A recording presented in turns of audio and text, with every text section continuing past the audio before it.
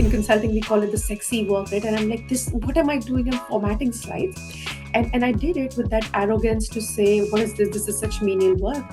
And my work was ripped apart, because that's when I learned in consulting things was detail, attention to detail was so important. Like, I'll give you an example. That deck had four shades of blue, and the Mm. partner picked on, and they're like, and actually this was not even a partner, they were a principal, so even they picked on things like, Kriti, the blue on slide 2 is not the shade as the blue on slide 6.